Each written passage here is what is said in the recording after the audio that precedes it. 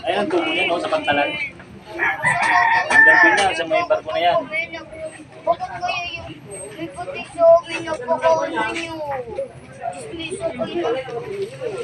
Si mo yun pala agad ang batan, ano? Ha?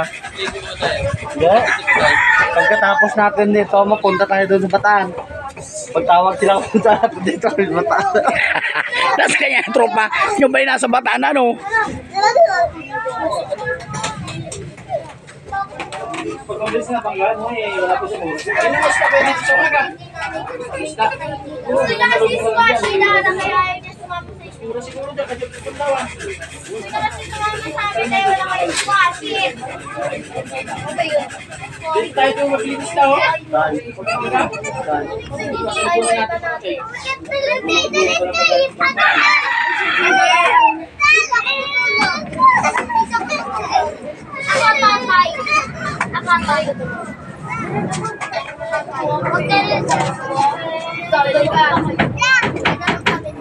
Eh, magsisisid eh.